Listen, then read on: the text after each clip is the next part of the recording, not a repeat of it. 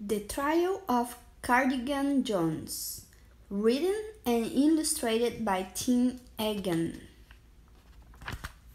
Cardigan walked by Mrs. Brown's house just as she was putting a fresh baked apple pie in her window.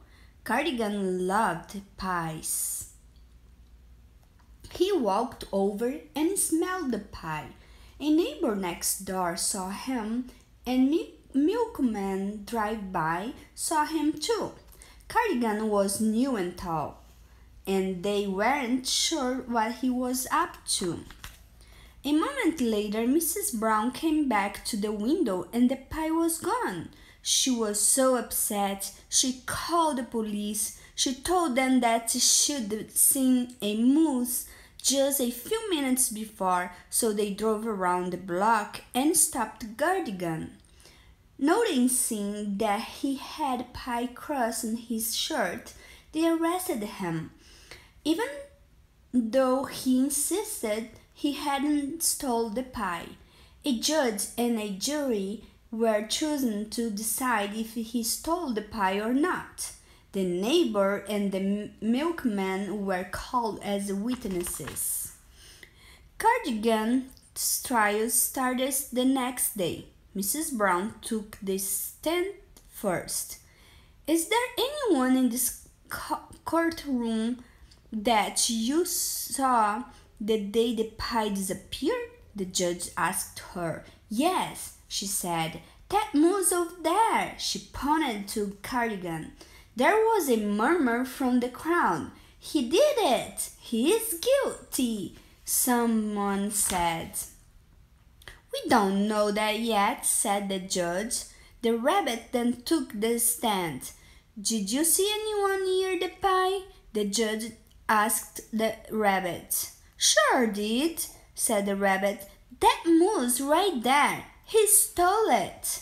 "No, I didn't," shouted Cardigan. "I didn't steal it. I promise." "Order!" shouted the judge. Cardigan turned and his antlers bumped a statue and sent it crashing to the floor. It made a really loud noise, and the jury gave Cardigan dirty looks. "Next witnesses," shouted the judge. The milkman then took the stand. "Who did you see at the time the pie was taken?" the judge asked. "The moose," he said. "No question about it. He walked right up to the window. His face was practically touching the pie."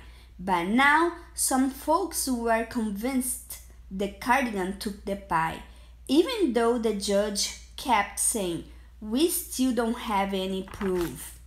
Finally, Cardigan was called to the stand. As he crossed the courtroom, his antlers got all wrapped up in the flag.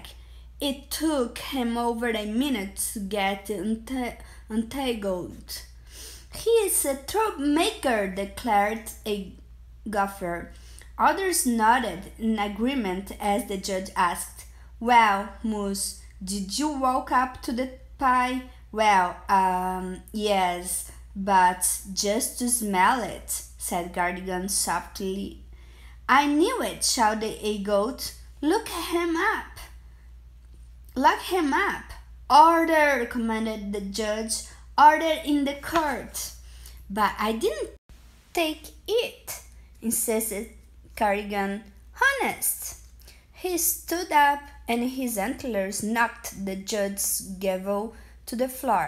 "Sit down," shouted the judge. But as Cardigan went to sit, he bumped the judge with his antlers. The judge fell to the ground. "He hit the judge," shouted one of the security guards. They grabbed Cardigan and started taking him away. The jury members had made up their minds, but the judge stood up and said, "Now just hold on in a minute. I'm curious about something," he said. "Follow me." He walked out to the courtroom, and everyone followed him through the town. They reached Mrs. Brown's house, and the judge walked around the outside to the window where the pie had been. Sure enough, there, smushed all over the bushes, was the apple pie. It didn't smell very good anymore. You knocked it off the window with those giant antlers of yours. You silly moose, said the judge, laughing.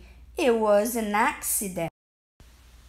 Everyone immediately felt terrible for being so rotten to Cardigan, and the jury proclaimed him not guilty right then and there.